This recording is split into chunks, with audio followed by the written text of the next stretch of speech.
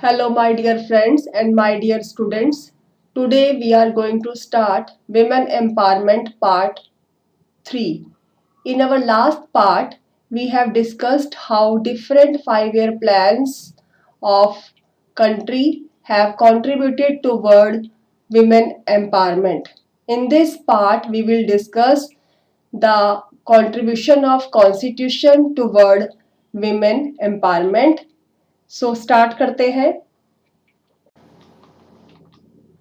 The constitution and women empowerment कि constitution हमें किस तरह से विमेन एम्पावरमेंट प्रोवाइड करता है या how it promotes gender equality. In the preamble of constitution. Preamble का मीनिंग क्या है? जिस तरह से हम कोई बुक्स लिखते हैं तो बुक्स में पहले एक इंट्रोडक्टरी पेज होता है जिसको हम प्रीफेस का नाम देते हैं, जिसमें हम डिस्कस करते हैं कि इस बुक में क्या कंटेंट है या हम क्या इन डिटेल डिस्कस करने जा रहे हैं. तो इसी तरह से कॉन्स्टिट्यूशन का इंट्रोडक्टरी जो पेजेस है उसको हम नाम देते हैं प्रीएम्बल. और अगर हमें पता हो, ये प्रीएम्बल हमारे first prime minister Pandit Jawaharlal Nehru के थ्रू लिखा गया. और इस प्रीएम्बल को अगर हम पढ़ें, The preamble to the Constitution of India assures justice, social, economic and political equality of status and opportunities and dignity to the individual. It means Bharat का संविधान हर एक को न्याय, सोशल, इकोनॉमिक, सामाजिक, आर्थिक और राजनीतिक स्तर पर एक इक्वल स्टेटस और अपॉर्चुनिटीज प्रोवाइड करता है और हर इंडिविजुअल की डिग्निटी में बिलीव करता है. इट मीन्स अगर हर इंडिविजुअल है तो उस हर इंडिविजुअल में मेल भी कवर होंगे और फीमेल भी.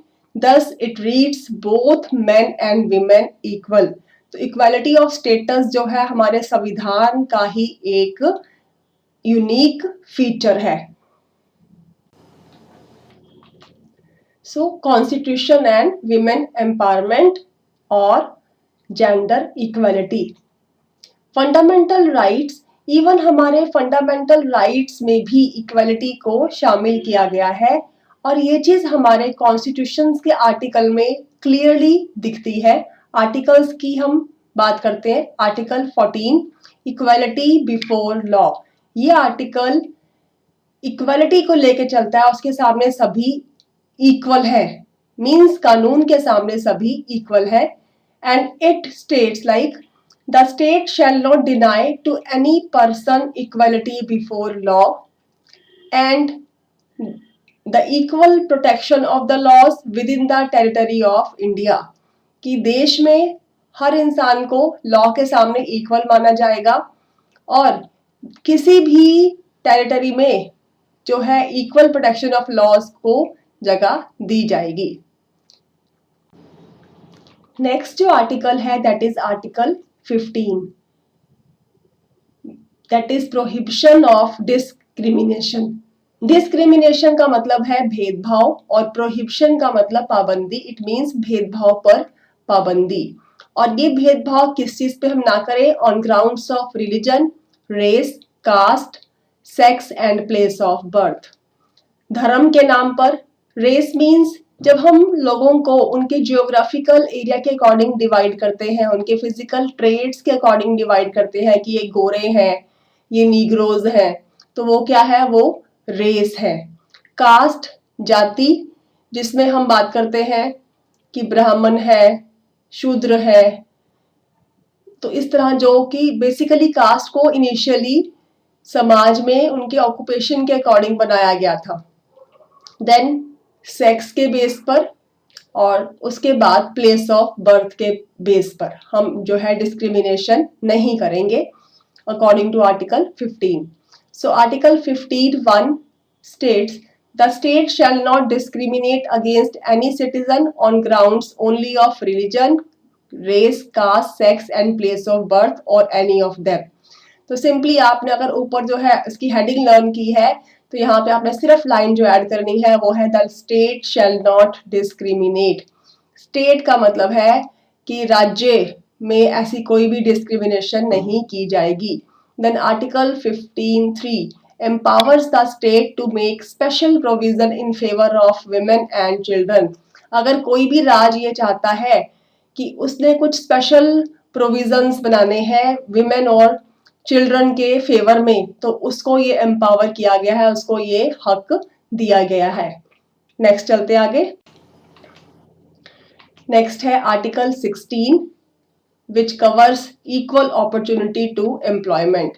अब इसके अकॉर्डिंग क्या है, एम्प्लॉयमेंट अपॉर्चुनिटी इक्वली प्रोवाइड की जाएंगी and it states there shall be equality of opportunity for all citizen in matters relating to employment और appointment in any office under the state. अगर कोई भी ऐसी नौकरी है जो कि स्टेट के दायरे में आती है, उस केस में कोई भी जो है भेदभाव नहीं किया जाएगा। इक्वालिटी ऑफ अपॉर्चुनिटी जो है हर सिटीजन को, हर नागरिक को दी जाएगी।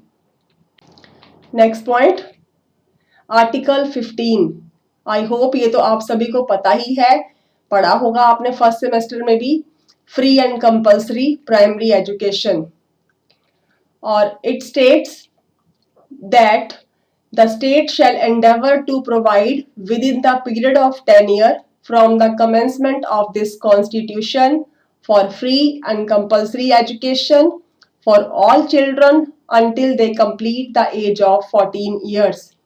ये आर्टिकल जो है 1950 में बनाया गया जब संविधान लिखा गया था, और उसमें उस हर जो राज्य है उसको 10 साल दिए गए थे। मीन्स बाय 1960 हर राज्य जो है अपने एरिया में प्रेजेंट छोटे बच्चे जिनकी एज जो है 14 इयर्स तक हो, उनको फ्री और कंपल्सरी एजुकेशन देके एजुकेशन को स्प्रेड करेंगे।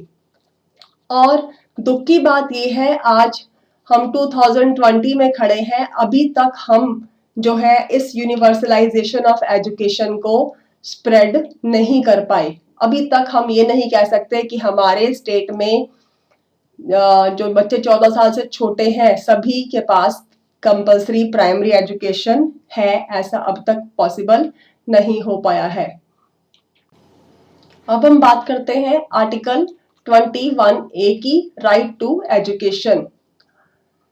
According to this article, the state shall provide free and compulsory education to all children of the age of 6 to 14 years in such manner as the state may by law determine। अगर देखा जाए तो ये article 45 की ही wording है, जिसमें state को ये इंस्ट्रक्ट किया गया कि वो फ्री और कंपल्सरी एजुकेशन प्रोवाइड करेगी उस बच्चे को जो कि 6 से 14 साल के बीच में है, और किस तरह से है वो जो है स्टेट ने अपने अकॉर्डिंग डिटरमिन करना है। नेक्स्ट पॉइंट, नेक्स्ट आर्टिकल है article 29 to admission to educational institution. इसके according no citizens shall be denied admission in any educational institution maintained by the state or receiving aid out of state fund on grounds only of religion, race, caste, language and gender or any of them। कि जो है किसी भी व्यक्ति को, किसी भी नागरिक को स्टेट के द्वारा चलाए जा रहे एजुकेशनल इंस्टीट्यूशन में एडमिशन के लिए हम डिनाई नहीं कर सकते धर्म, जाति, लैंग्वेज और जेंडर के, या इनमें से किसी भी चीज के बेस पर। तो ये जो है एडमिशन टू एजुकेशनल इंस्टीट्यूशन का जो है अधिकार दिया गया। Next is article 51 which speaks dignity of women. ये article clearly dignity of women को इंडिकेट करता है। It imposes on every citizen by way of fundamental duty the responsibility to renounce practices derogatory to the dignity of women। तो ये जो है it impose करता है हर नागरिक पर, और उसको फंडामेंटल ड्यूटी इसको जो है ये मान के चलता है, ये उसकी रिस्पॉन्सिबिलिटी है to renounce mean to refuse, वो मना करेगा प्रैक्टिसेस, ऐसी प्रैक्टिसेस को, डेरोगेटरी जिसमें कि रॉन्ग डिसरिस्पेक्टफुल एटीट्यूड होगा toward the dignity of women. It means ऐसी कोई भी प्रैक्टिसेस जो समाज में विमेन के अगेंस्ट डिसरिस्पेक्ट एटीट्यूड शो करेगा, हर नागरिक की ये ड्यूटी है कि इस तरह के प्रैक्टिसेस को वो रिफ्यूज करें। It means in simple words कि हर नागरिक औरत की जो डिग्निटी में बिलीव करे। Next point, that is the 73rd constitution amendment act 1993। 1993 में 73rd कॉन्स्टिट्यूशन में अमेंडमेंट की गई और इस अमेंडमेंट के अकॉर्डिंग इसका जो पर्पस था वो था to empower the women specially at the village level, and according to this act 1/3 of the seats are reserved for women in panchayat, कि पंचायत में 1/3 जो सीट्स है वो विमेन के लिए रिजर्व रखी गई।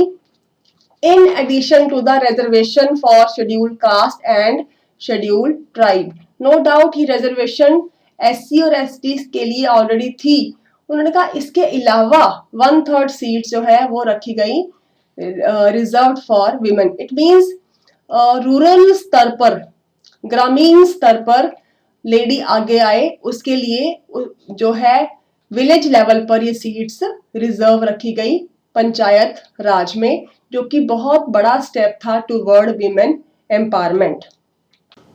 So this is all about this video. If you like this video, kindly subscribe and share. Thank you.